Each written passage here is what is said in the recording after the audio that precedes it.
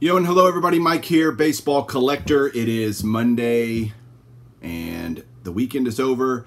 I just got back today from Nashville, Tennessee. I got to spend the weekend with my twin brother. I have a video with him, if you go way back in the archives, that I did with him.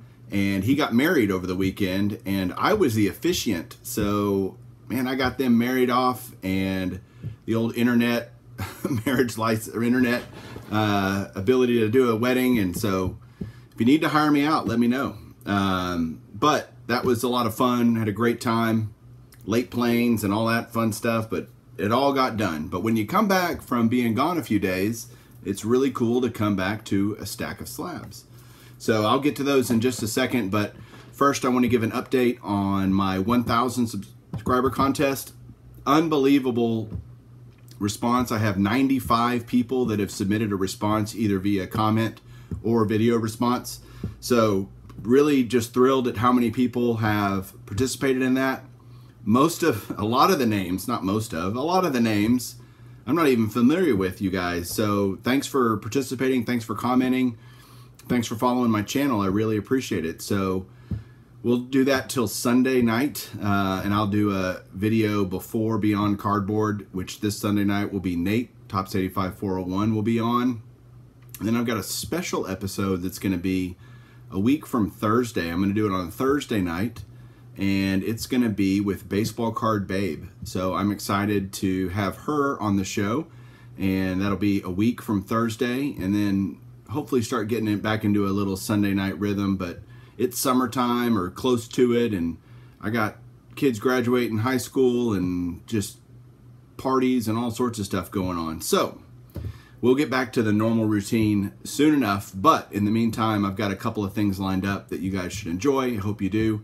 So let's get to some cards. Hang on one second. So I've got 7 slabs to show off that I've gotten in the mail over the last few days while I was out of town. This first one here is my only autograph of the day. And I really love the Diamond Kings from the early mid-80s, and just has a lot of great Hall of Famers in it, and I love getting them signed. This one I saw and I got it really cheap, like 20 bucks maybe, $22, something really cheap, and couldn't pass it up because Tom Seaver's a surprisingly expensive autograph sometimes, and to get it for what I got it for already slabbed was really cool, and happy to add it to my kind of Diamond Kings Hall of Fame collection. The rest of the cards are all just regular old PSA slabs, non-autos, and this first one is a card I've been kind of eyeballing for a while. I got it from PWCC, which is also where I got the Tom Seaver. I'm sorry, I got it from Probstein. I can't keep track of where I get all this stuff, but this is a Barry Bonds 86 Fleer update card in a mint 9, and again, I paid not very much money for this. I can't remember exactly, but it was not a lot, and been wanting to add it. I think he'll get in the Hall of Fame eventually, and I really like this card. It's just clean. Love the look of it, and a mint 9's good. A gem mint 10 is crazy expensive. It's amazing how different it is from a mint 9 to a gem mint 10, so I have no problems owning a mint 9 in this card. Next up is a guy you just saw, Tom Seaver. I think it was DB Tiller the other day on his video talking about 84 Donruss and just how much of a affinity he has for that set, and I do too. 84 Donruss is just one of those, it was kind of a premium product before there were any premium products. It was harder to get. It felt like there were just some really high quality rookies in it, and just a beautiful design by Donruss. So I'm just saw this card. I paid like $4 for it, $5 for it, in a mint 9 and Tom Seaver, so I picked it up. And from the same seller, you know, getting all those shipping discounts when you can, I was able to pick up a Nolan Ryan card for my Nolan Ryan registry. This is just a 1990 Topps card. They kind of had an homage to Nolan's career, and they had a picture of him. The first 5 cards of 1990 Topps were Nolan Ryan from the different teams that he played for, you know, kind of commemorating his 5,000th strikeout. And I just picked up the Rangers one only because that's, the rest of them aren't my teams, and the Rangers are, so I picked that one up. But that's not the only Nolan Ryan I got. I also picked up this 1978 O-Pee-Chee Nolan Ryan. O-Pee-Chee obviously is the Canadian version of Topps, and so you have very similar design, almost identical in most cases, but not all cases. And this is just a beautiful card. It's a near mint 7, and O-Pee-Chee had a reputation of having really miscut, kind of frayed edges and everything. You can see it on this card, especially the right edge. And they actually take that into account. They have to, because there's no way this is a 7 unless they take that into account.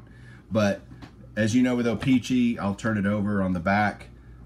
Usually it's a slightly different color of back. And then there's also a lot of the, as you see at the bottom, it's in French.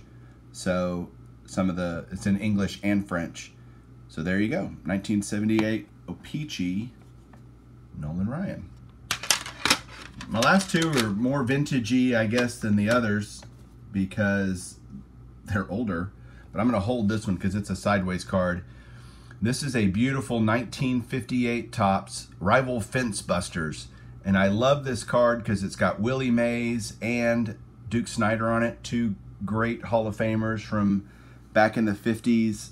It just kind of epitomizes, if Mickey Mantle was on here, it'd be perfect, but he's not. So, but you can see how sharp the corners are. This is a 5, mainly I would guess because of the left to right centering and top to bottom centering, as well as if you look at Willie's elbow, if I tilt it a little, you might be able to see it. There is some snowing on the card, and so that'll obviously bring it down quite a bit. But overall, just a good collector's grade example of this card with two great Hall of Famers on it. And my last card to show off today, and then I'll let you guys get back to your day and doing whatever you're doing, is a 1957 Topps Larry Doby, shown here with the Chicago White Sox. Doby, of course, Hall of Famer, first African-American to play in the American League when he came up with the Indians.